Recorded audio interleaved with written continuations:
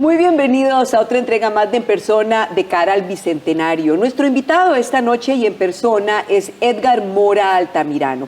Bueno, para presentar a Edgar Mora hay que colocarse muchos sombreros. Él fue ministro de Educación, es urbanista, fue alcalde por Curridabat, también es administrador público y con él vamos a hablar acerca de muchísimas cosas esta noche, pero empecemos por conocerlo mejor. Edgar Mora Altamirano se dio a conocer a la opinión pública por su gestión como alcalde de Curridabat. Bajo su administración, la municipalidad ha recibido los premios Chapter Award for Best City e iniciativa más inspiradora de la nueva agenda urbana de ONU Habitat, entre otros. Y es que mientras ejercía como alcalde, este periodista, administrador público y político se dio a la tarea de estudiar urbanismo.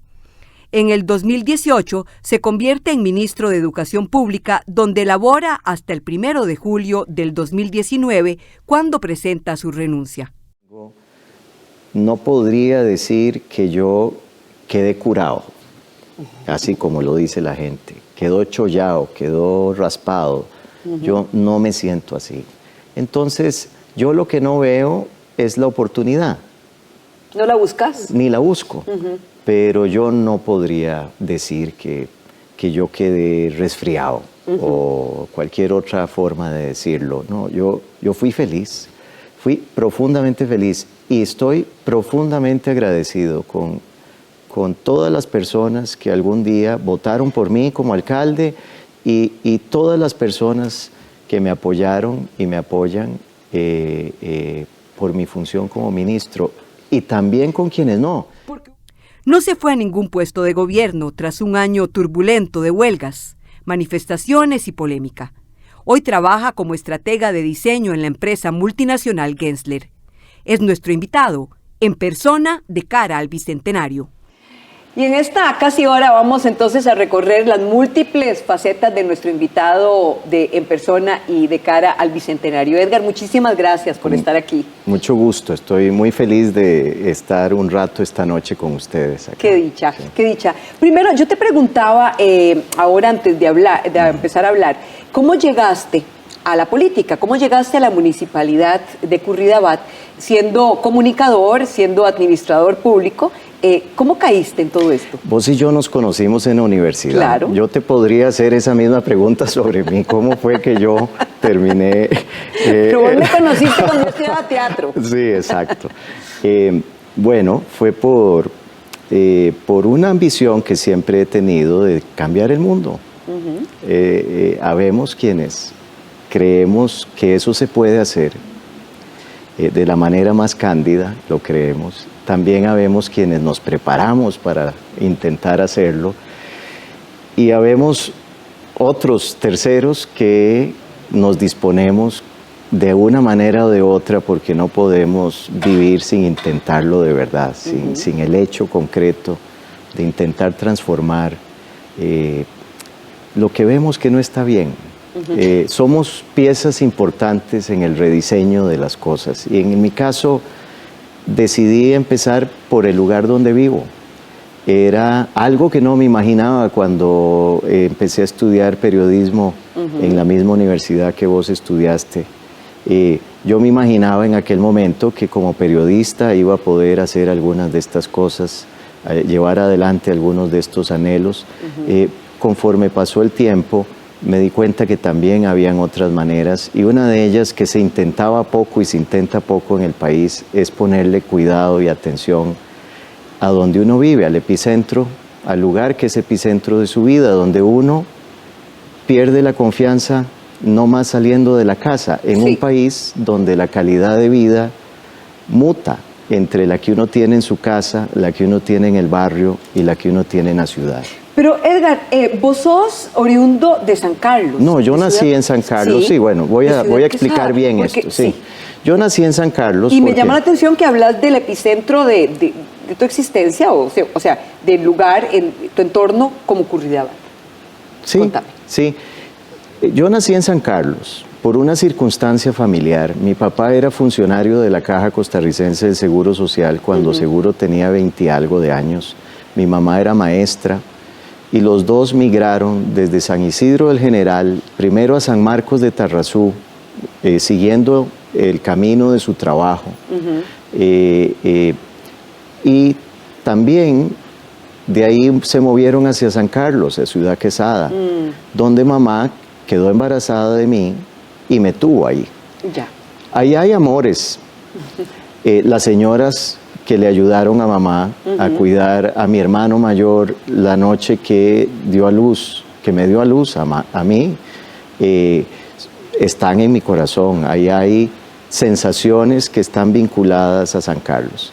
De ahí, poco tiempo después, mis padres, siguiendo esa misma ruta que les designaba su trabajo, fueron a vivir a Punta Arenas. Y de ahí tengo recuerdos, algunos inquietantes, como por ejemplo, tener patio la mitad del día y la mitad del día no. O más bien, tener un patio terrestre la mitad del día y un patio acuático la otra mitad. Porque claro, la marea, esto lo recuerdo, la marea en el estero, llena el estero y lo que uno ve como un patio en la mañana, a la larga ya no lo es en la tarde. De ahí, mis padres, siguiendo ese mismo camino del trabajo, se movieron hacia San José y se hicieron josefinos y nos hicimos josefinos todos. Y ya entrado yo en mis 20s decidí vivir en Curridabat. Yo crecí en Montes de Oca, decidí vivir en Curridabat y poco a poco me fui integrando a una sociedad que demandaba transformaciones. Absolutamente, pero es llamativo, Edgar, que con la formación de periodistas que tenemos nosotros, hayas decidido saltar esa línea, ¿verdad? Sí. Y lanzarte a la alcaldía, sí. Porque la política ha sido satanizada durante muchos años y cuando estudiábamos también. Sí, no hay duda. Entonces, ¿cómo se da esa decisión que es también un giro en tu vida? Bueno, la comprensión de que algo tan importante, de que un artefacto tan importante como la política, que es imprescindible para la transformación de las cosas, también puede ser un lugar donde se puede uno instalar con decencia. ¿Cómo nadaste en esas aguas? Algunos días bien, algunos días no bien.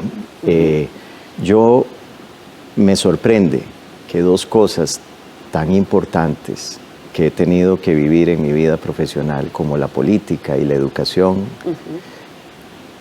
sean operadas por también un conjunto tan grande de personas que tienen intereses espurios en la política y en la educación. No digo que todos, por supuesto.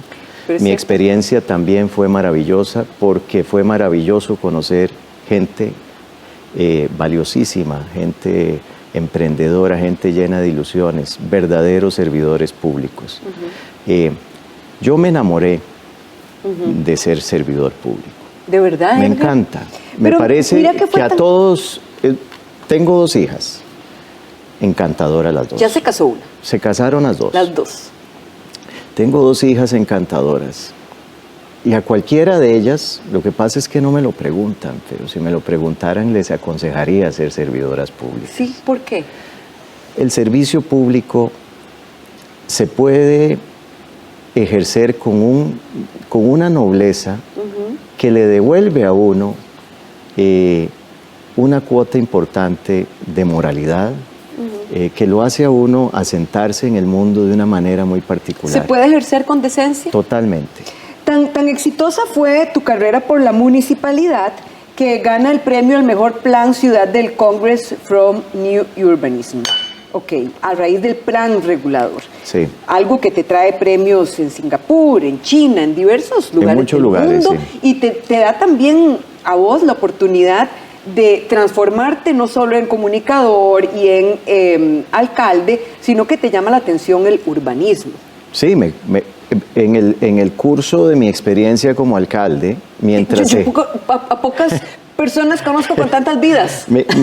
Bueno, porque eran líneas paralelas. De manera paralela, en el mismo tiempo en el que ejercí como alcalde, me profesionalicé en dos áreas que me apasionan, que son el urbanismo y la administración pública.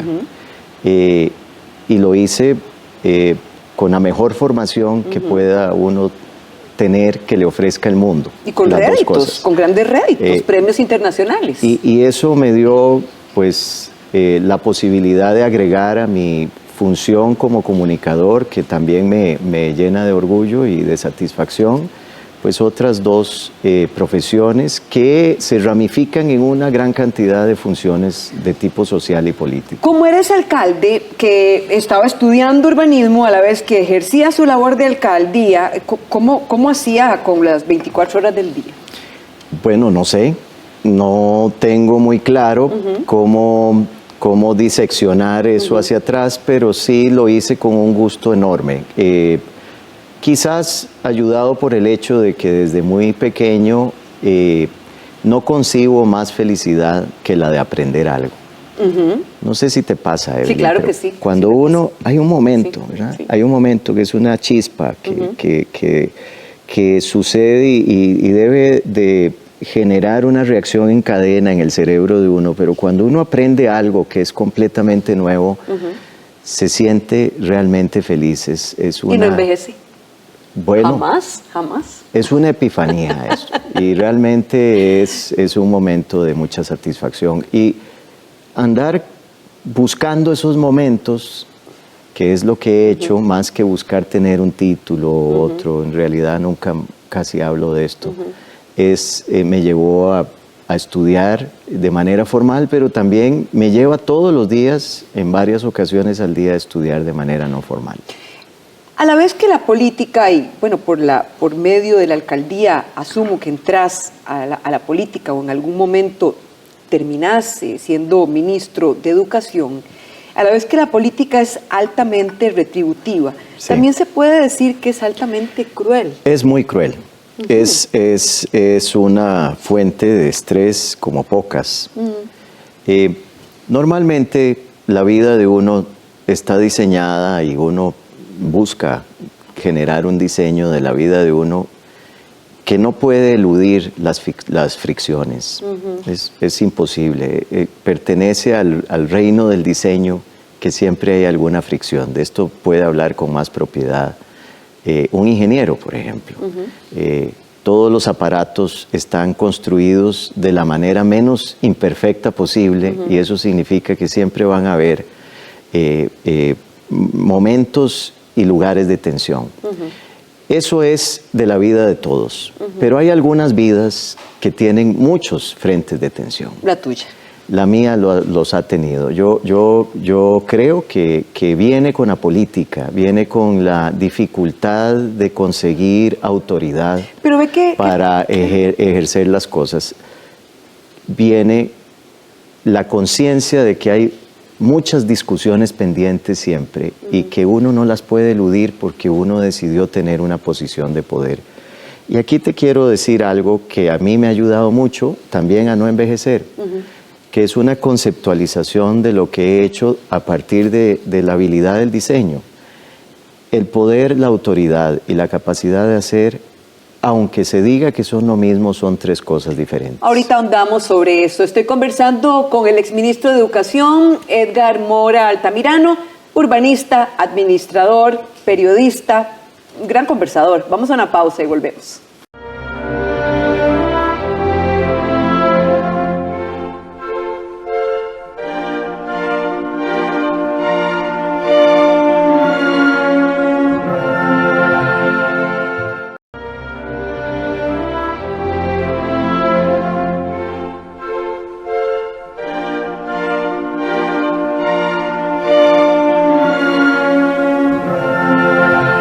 Muchas gracias por continuar con nosotros aquí en persona y de cara al Bicentenario. Converso con Edgar Mora Altamirano. Me hablabas de tres conceptos básicos. Sí, poder, autoridad y capacidad de hacer son tres cosas distintas. El poder es formal. Digamos que se simboliza en la silla y el lapicero. Un presidente firma su primer decreto y firma el último. Nadie le disputa la pluma. Pero puede terminar sin autoridad. Es más, puede terminar un día sin autoridad y empezar al siguiente con autoridad. ¿Cómo? ¿Cómo lo Bueno, hace? porque la autoridad no pertenece al ámbito formal, no viene con el decreto que lo hace presidente, con la certificación del tribunal, viene con una acción diaria, cotidiana, que cualquier mandatario, no importa el nivel en el que esté, también esto aplica para las empresas, tiene la licencia para ir a buscar la autoridad, pero la autoridad pertenece al ciudadano. La autoridad nunca el ciudadano la entrega de manera irrestricta.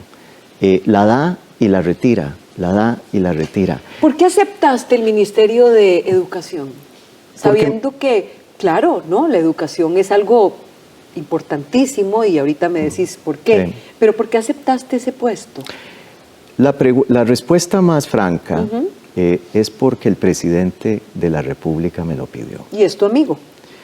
Sí, pero si no hubiera sido mi amigo y el presidente de la República me lo pide, también hubiera dicho que sí. ¿Por qué?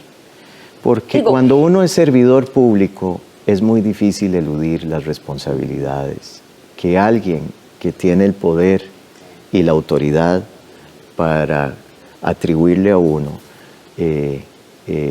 eludir ese momento es muy complejo. Yo no lo sabía porque yo le pedí mi puesto de alcalde a las personas de Curridabat. Sí, sí. Y con ellas tenía una conversación directa, permanentemente. Yo no sabía que era tan difícil eludir una solicitud de un presidente de la República, hasta que lo intenté, eludirla, porque no fue una respuesta inmediata, no fue algo que decidí de inmediato, pero se instaló en mí un sentido de obligación, de colaboración y de cooperación con la causa que él representaba y con el país en general. Esa es la respuesta más cándida. Yo lo he dicho muchas veces, pero para mí es importante repetirlo. Nunca levanté la mano. ¿No la pediste? Nunca pedí eso, ni pedí nunca nada. Después también, una vez que tuve que salir del gabinete, tampoco levanté la mano. Pidiendo otra cosa. Pidiendo otra, y es más, ya para entonces rechacé lo que se podía entender como una oferta para mí. ¿Qué era? Bueno, una embajada en Europa, un puesto, digamos, sin cartera. Yo no entendí que mi interés inicial fuera que el gobierno se hiciera cargo de mí. Eso no tiene nada que ver con mi personalidad. ¿Te arrepentís en algún momento de haber salido del ministerio? No, no me arrepiento ni de haber entrado ni de haber salido. ¿Por qué saliste? ¿Por las manifestaciones, por la fricción, por no crearle más fricción al presidente? ¿Por qué? Esta última anotación es importante. Yo creo que viendo las cosas en retrospectiva, una respuesta más general, porque es muy difícil hacer la epidemiología de cómo uno, ¿verdad? Y ver, es decir, uno tendría que dedicarse a un trabajo detectivesco y eso no es bueno ni para el alma de uno ni para el alma de nadie alrededor de uno y no tiene sentido ni caso. Pero yo diría que una respuesta general es que salir de un gobierno es una acción que se realiza porque a uno lo jalan desde afuera y lo empujan desde adentro. Claro, pero la decisión es dolorosa, es difícil, es íntima, ¿cómo es? Sí es dolorosa, no sé si menos que lo doloroso que es estar con la perspectiva de tiempo hacia adelante en una circunstancia en la que hay mucha tensión y mucha fricción. Y además yo me imagino, Edgar, perdón, que tenías muchos planes y al rato uno se da cuenta de que esos planes no dependen solo de uno. Bueno, yo siempre pensé que los planes que había construido no eran míos. Yo tal vez debo de explicar algo. A ver. Yo nunca he tenido interés de hacer carrera política. ¿Vos no querés ser presidente de este país? No, yo no ¿Por quiero, qué? yo no tengo, bueno, Eh, eh, porque no tengo interés de hacer carrera política. Tal vez la pregunta es, ¿has considerado ser presidente? No, en realidad no. Porque no tenés interés en la carrera política. En realidad yo he estado en la política y he sido el mejor operador que he podido ser. Y he estado por razones que tienen que ver con la voluntad de servicio y con la necesidad de que sirva. Pero yo no tengo un plan. Y parte de eso es, yo no tengo partido político. Cuando te fuiste, cuando te fuiste del ministerio... Yo no tengo un partido político nacional, tengo un partido político cantonal en el lugar donde soy ciudadano. Y eso impide muchas cosas. Pero lo que quería explicar hace un rato, Evelyn, es que yo nunca he tenido una obsesión por tener poder político y nunca ha sido mi interés tenerlo. Yo no vivo en ese conflicto de interés. Entonces, cuando salí del ministerio, lo hice con la misma libertad con la que entré, sin conflicto de interés.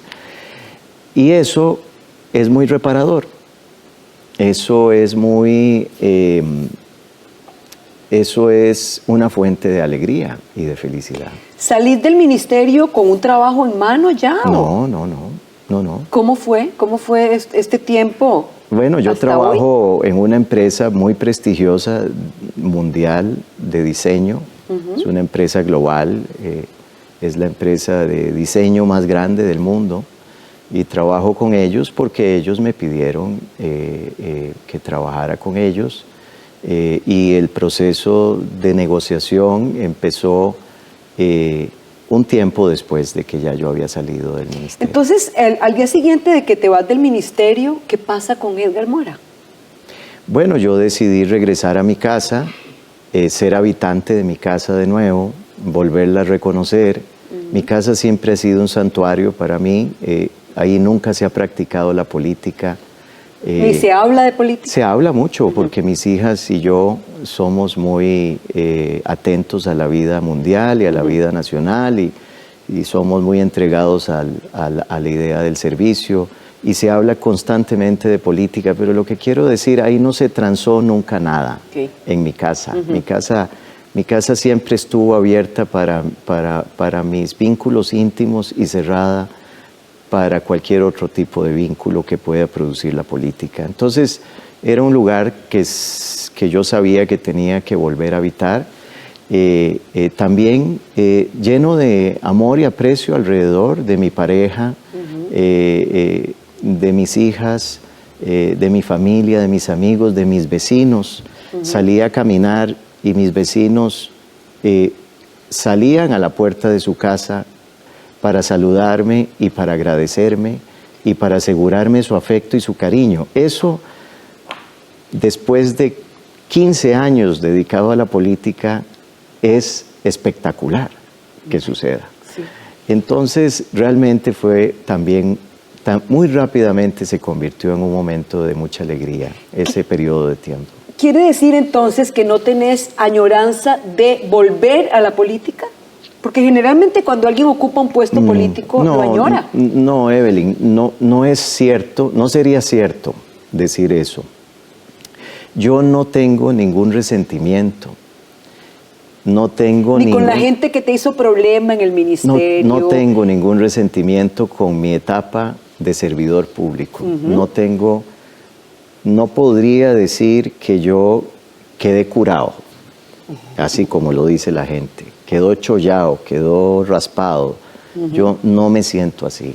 Entonces, yo lo que no veo es la oportunidad. ¿No la buscas? Ni la busco. Pero yo no podría decir que yo quedé resfriado o cualquier otra forma de decirlo. No, yo fui feliz, fui profundamente feliz y estoy profundamente agradecido con todas las personas que algún día votaron por mí como alcalde y todas las personas que me apoyaron y me apoyan por mi función como ministro. Y también con quienes no. Porque hubo mucha gente que te criticó mucho, ¿verdad? Sí, claro. ¿Cómo te caían las críticas? Bueno, Depende. Con asombro algunas, por ejemplo, las amenazas. ¿Qué amenazas? Amenazas de muerte incluso. Me asombraba lo mal escritas que venían. Y yo recuerdo que pensaba y decía, pero ¿cómo? Es decir, amenazar a alguien de muerte debe ser la cosa más seria que uno hace en su vida y aún así no tiene cuidado de escribir Decía muerte bien. con H. Sí, o por ejemplo, habemos muchos que no lo queremos y habemos así como, Ajá. ¿verdad? En fin. Las redes sociales son barrios muy complicados. La gente se comporta un poco más bajo, a un nivel un poco más bajo de lo que realmente son. Y hay mucha violencia. Algunas personas. Entonces, los inbox de mis redes sociales también a ratos parecían ser sitios muy contaminados y muy tóxicos. Pero a ratos no. Por otra parte, los memes me encantaban. Te divertían. Me divertían muchísimo. Edgar, dame un momentito para ir a una pausa. Vamos a una pequeña pausa y regresamos en esta conversación con Edgar Mora Altamirano de cara al Bicentenario.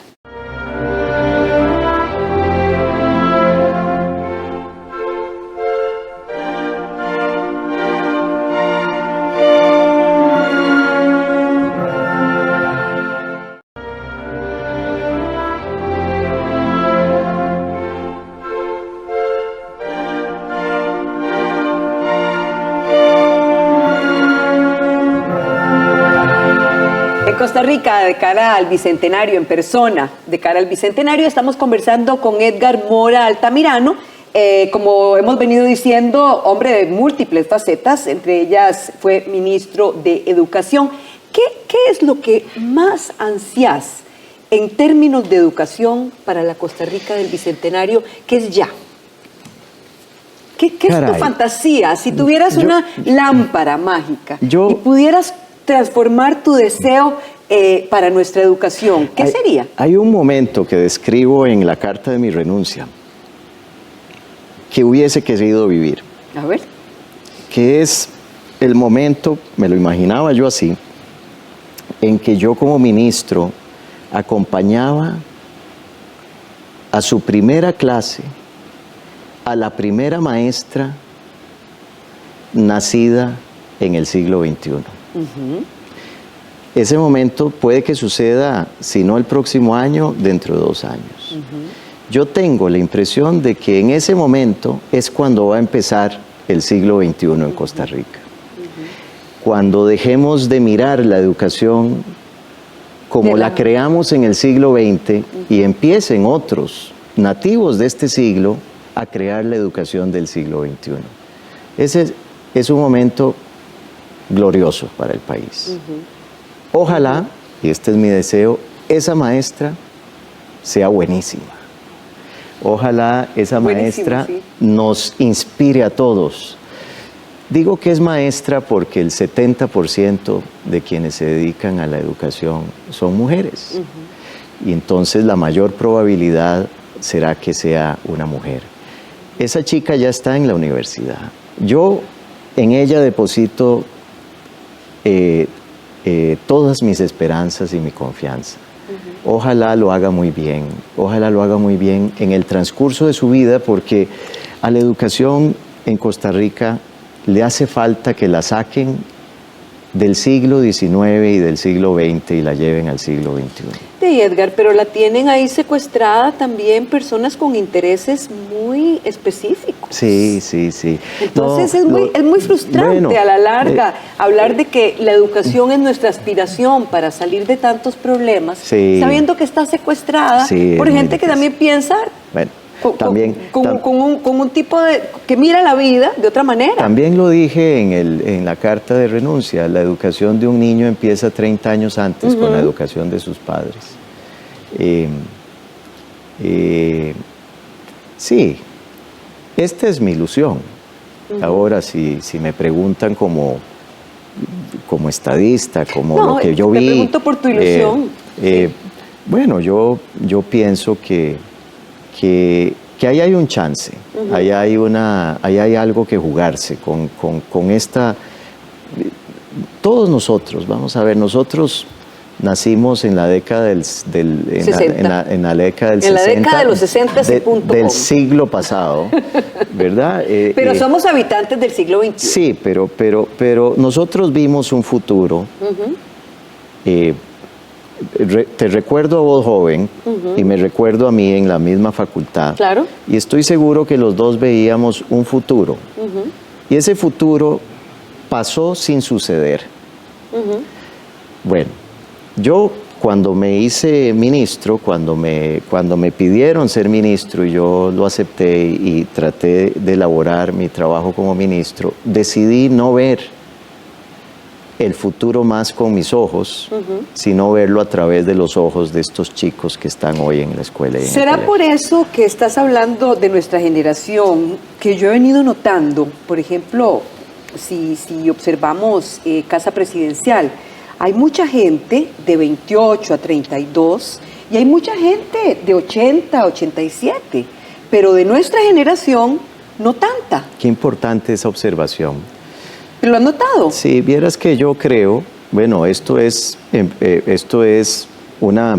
Habría que hacer más análisis, ¿verdad? Claro, pero bueno, estoy lanzándolo sobre esta mesa como algo casual. Pero yo creo que nosotros, nuestra generación está muy afectada por una concepción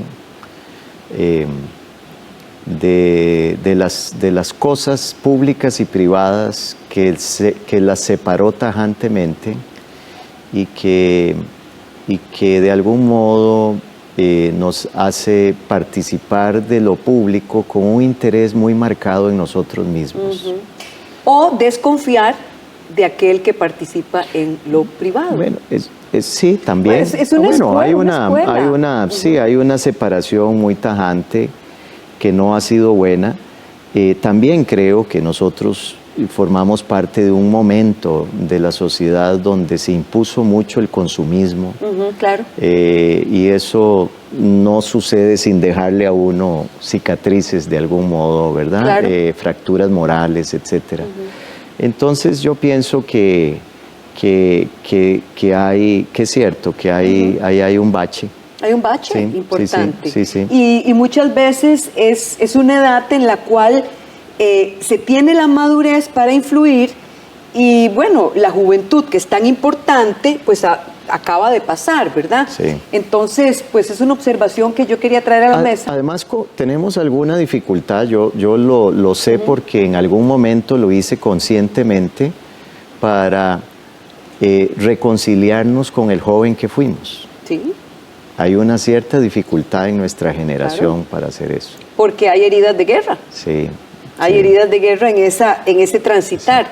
También los medios satanizaban mucho la política, cuando estudiábamos satanizaban mucho lo privado, satanizaban todo en realidad, que yo espero que sea una cosa que no esté ocurriendo hoy, aunque algunos medios lo hagan, pero espero que en las universidades no. Si la educación es lo más importante de nuestro país, ¿por qué los costarricenses no la cuidamos? Bueno, yo creo que hay dos cosas muy importantes. Es más, voy a decir que en el ámbito de nuestra sociedad, de la sociedad de personas que somos como nación, no hay que dejar de lado que es muy importante la justicia.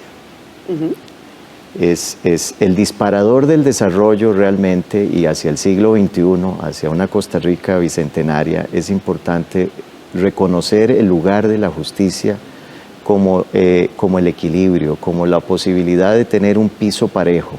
Si no existe eso, no existe confianza. Claro. Y sin la confianza ni siquiera la educación puede hacer algo.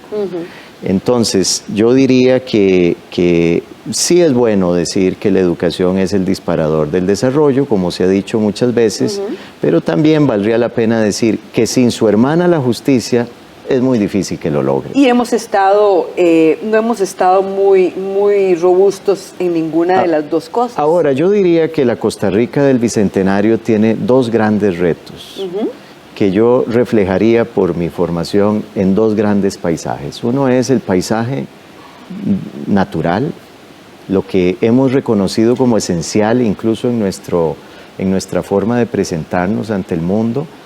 Ese paisaje verde, real, natural, es muy relevante para el país, es muy relevante para el siglo XXI. Todos los programas de extracción que operaron entre el siglo XIX y el siglo XX se han ido poco a poco cancelando, y es bueno seguir en esa dirección porque realmente hay un valor en volvernos a reconectar hacia lo natural y hacia el diseño que plantea la naturaleza para generar eficiencias energéticas, flujos constantes, etc. Tenemos que ver la naturaleza de nuevo como una gran maestra. Y el otro paisaje es el paisaje educativo. Y en este paisaje educativo hay que reconocer varias cosas. Una es que cada escuela que existe en el país, y existen en todos los caseríos, existen ahí porque la comunidad quiso que existieran, no porque hubo un plan para hacerlas. Esto yo lo dije algunas veces y no me canso de decirlo. Cuando fui ministro lo dije, y eso es parte de las dificultades de información y comunicación internas, pero muy importante a sincerarse con esto. Las escuelas no son un producto del Estado, son un producto de las comunidades. Cada comunidad lo pidió en su momento porque se contó la historia de lo que ella iba a hacer una vez que llegara a la escuela. Así de importante es la escuela. Es el único sistema que está en todo el país y que representa un símil del sistema nervioso del cuerpo. Ahí donde se necesita sentir algo, hay una escuela, pero hay atrofia en la transmisión de los impulsos nerviosos que vienen desde las comunidades. Esto significa que este sistema, que es un paisaje educativo, hay que repararlo. Y esto es muy importante hacia el siglo XXI. ¿Y sentís que las comunidades sienten que esas escuelas les pertenecen? Ya no. Ya no. ¿Cuándo se perdió? Bueno, cuando el MEP les dijo que ya no las necesitaba. Porque hubo un momento en que cada una de esas escuelas fue tomada por la institucionalidad. Y una vez que fue tomada por la institucionalidad, el único vínculo que tuvo fue hacia el centro de administración, que creó entonces una pirámide, ¿verdad? Porque tantas líneas que vienen todas a un mismo punto, si uno las jala hacia arriba, son una pirámide. Bueno, eso es lo que es la educación en el país. Claro. Por eso las pirámides son buenas para bajar cosas, pero no para subir. No para subir cosas. Dependen de la gravedad. Sí. Para tener una función adicional. Y lo que sucede aquí entonces es que la sinergia que se puede haber creado entre una escuela y otra, entre un colegio y una escuela, entre una escuela y un centro preescolar, no sucede, porque todas miran hacia arriba en vez de mirar hacia los lados. Claro, y ve qué interesante, porque tu papel en la alcaldía yo creo que te dio también esa capacidad de visionar la escuela como parte de la comunidad. Sin embargo, ciertamente, el MEP... Bueno, yo lo viví como alcalde. En Curridabat nosotros fundamos en la municipalidad un colegio técnico en Tirraces. Y por 2 o 3 años fue prácticamente de la municipalidad. El MEP lo que asignaba era el director y unos pocos maestros. Permíteme una pausa, porque me la está pidiendo mi productor. Claro. ¿Pero un qué? Termina la idea. Pero un día el MEP me dijo, si no me da el colegio, yo como alcalde, si no nos trasladan el colegio, no podemos ayudar más. En ese momento hubo que decidir trasladar el colegio al MEP. Por eso te digo, has estado en varias aceras. Sí. ¿Sabes cómo es? Sí. Vamos a una pausa, volvemos con más.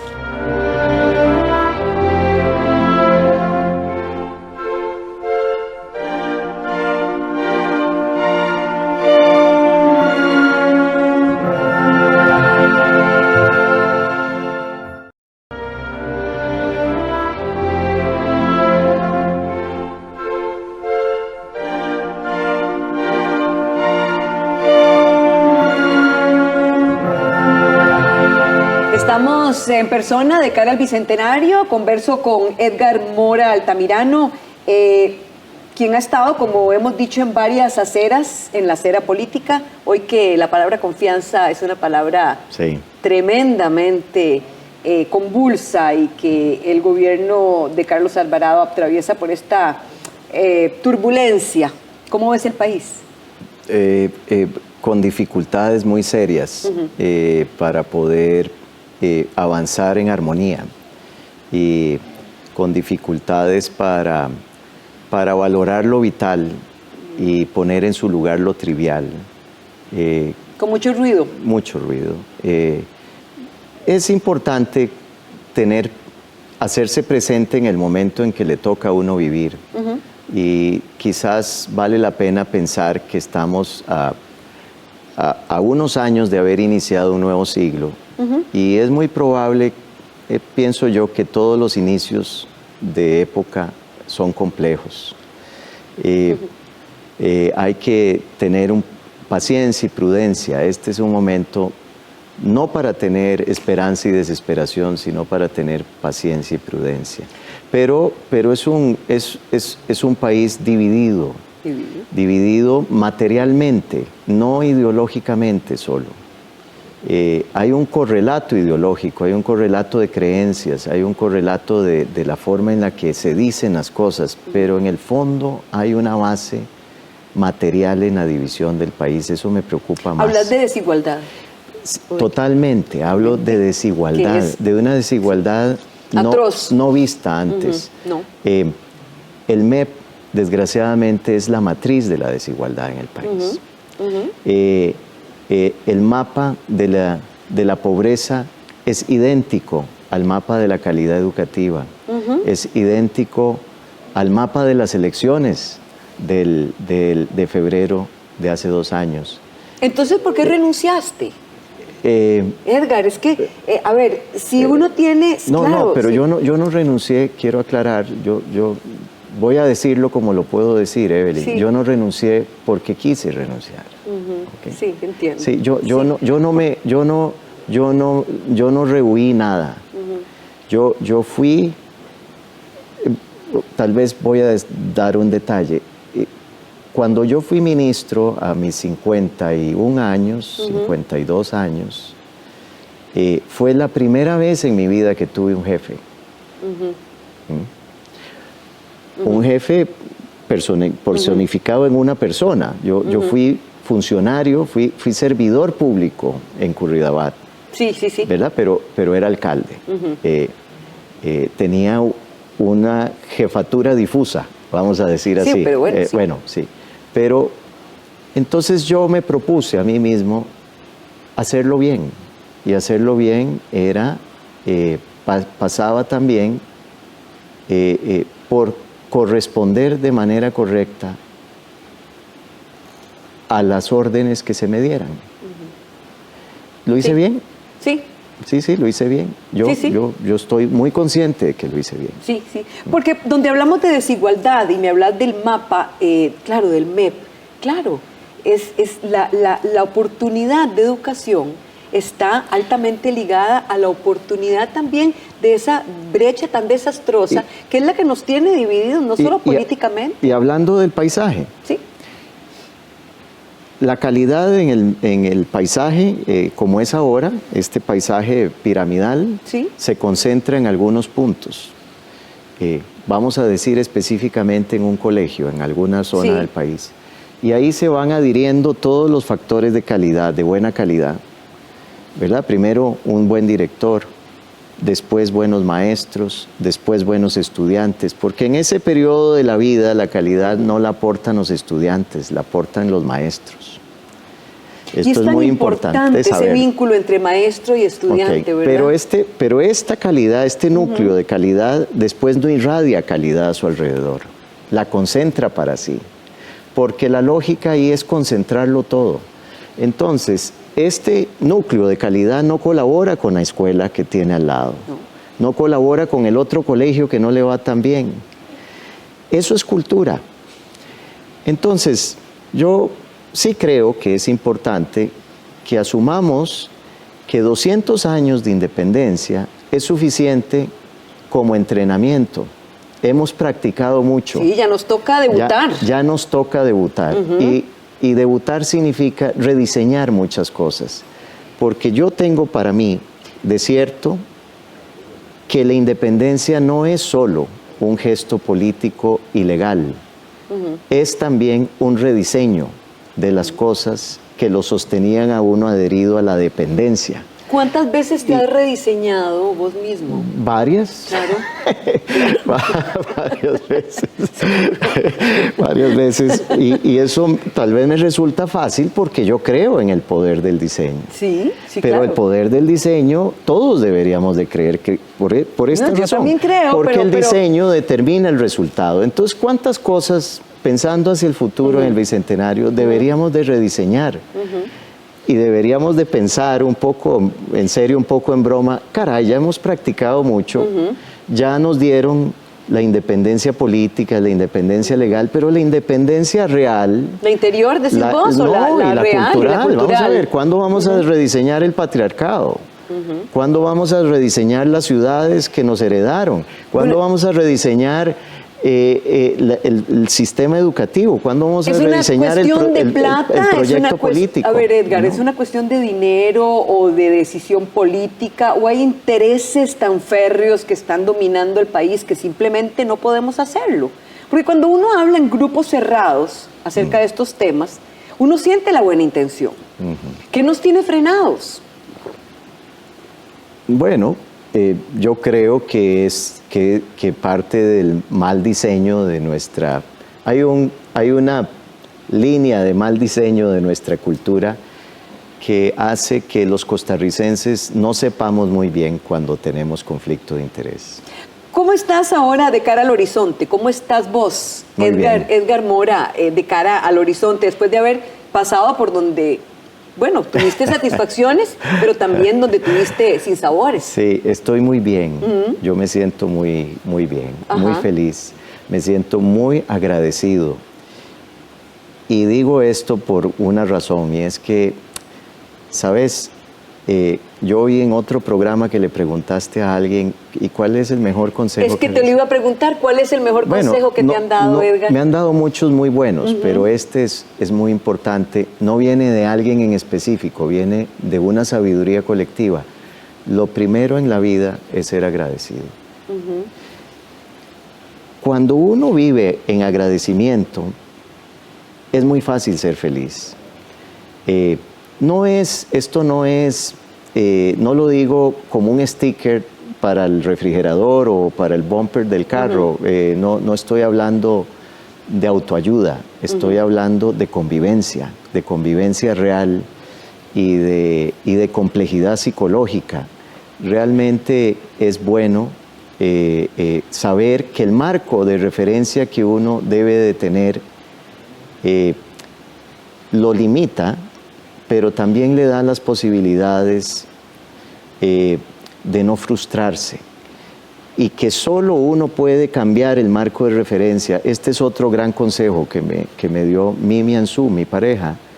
Ella es artista, tiene una obra que dice uno no es más grande que su contexto. Eso algunas personas lo reciben mal, esa frase, porque dicen, claro, el cielo es el límite. Bueno, sí, puede ser. Generalmente no es cierto. Generalmente es cierto que el contexto es limitante y uno necesita a los demás para modificar el contexto. Sí, y uno necesita un contexto también donde uno se sienta cómodo. ¿Cuál es el paisaje urbano donde te gustaría estar si tuvieras también la oportunidad? Bueno, ¿Qué más te ha gustado en la vida?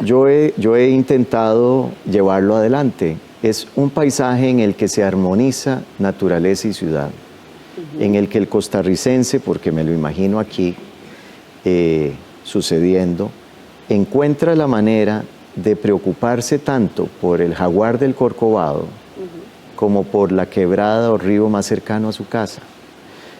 Porque además la biodiversidad se convierte en la ciudad en la nueva infraestructura. A mí me gustaría vivir en una zona central del país que pudiera permitir reconectar las personas, pero también la biología de los ríos, que está separada por un bloque de diseño que nos fue heredado. A mí me parece, en mi campo de expertise, que ya es hora de que hackeemos la ciudad, que la rediseñemos de acuerdo a nuestra propia cultura y nuestra imagen, que le demos un lugar al colibrí, que le demos un lugar a la mariposa, a las abejas nativas, que le demos un lugar a las especies, que convirtamos nuestra ciudad en un gran dispositivo de aire acondicionado, lo cual significa armonizar la naturaleza con la ciudad. Vos que has estado con los pies en las dos arenas, ¿a quién le corresponde? ¿La empresa privada o al ámbito público? No, es esta dicotomía o esta idea de que esto camina por caminos distintos debe de cesar. Por supuesto, hay cosas que regular, porque igual que los deseos y las emociones no se autorregulan, necesitan del pensamiento para regularse, el afán de lucro tampoco, porque es en realidad una emoción, no es una necesidad. Bueno, entonces eso hay que regularlo. En el ámbito urbano, por supuesto, con mucho cuidado además, porque tiene que ver con valores como la propiedad privada y la propiedad pública. Entonces se necesitan a los dos, y es más, yo diría que no es una situación binaria en la que es privado y público. La ciudad es el único lugar donde se producen ciudadanos, y los ciudadanos se producen haciendo su ciudad. Que hagan la ciudad no es lo importante, es que se hagan ciudadanos en el proceso. Y eso significa, para poderse hacer ciudadano, limar las asperezas que la ciudad le impone por vivir junto a los demás. Y debemos en Costa Rica reconocer que los demás en nuestra ciudad no solo somos humanos, también es el río, también es lo que llamamos mala hierba, también es las especies que conviven con nosotros, que han sabido penetrar la membrana de la ciudad y que deben tener también un lugar. Muchas gracias, Edgar Mora. Gracias por estar con nosotros esta noche y en persona. Y feliz bicentenario. Feliz bicentenario, que te volveré a tener. Muchas gracias. Gracias a todos ustedes. Y nos vemos el próximo lunes a las 9 de la noche, si Dios lo permite. He dicho siempre que no quiero un romance con el sufrimiento, por nada del mundo. ¿Con qué tiene un romance usted? Con la alegría de la vida, con la felicidad de los que me rodean. Yo quiero vivir muchos años, si me pensiono me muero. Es crear un personaje, es como si estuviera haciendo una obra de teatro. Pero ese personaje está tengo que crear la atmósfera en la que quiero que esté, lo que quiero que transmita. Porque la escultura es como una síntesis, ¿verdad? Como una gotita de agua, ¿verdad? Y tiene que sugerir todo lo que yo quiero que sugiera, ¿verdad? Yo el consejo que les doy es la necesidad ineludible que hay de buscar la excelencia en lo que uno haga. Alguna persona que vive esto y que no sabe qué está pasando, sepa que no está solo, que el camino tiene una luz al final del túnel. Está bien ser críticos y es saludable, pero está bien también mirar que el vaso no está ni medio lleno ni medio vacío, está por la mitad. Hay que leer historia porque lo que hoy tenemos se construye en el largo plazo. Lo bueno y lo malo que hoy tenemos no es fruto de la casualidad. Yo pienso que el Pacto de Ochomogo es como un enorme faro que quedó en este país.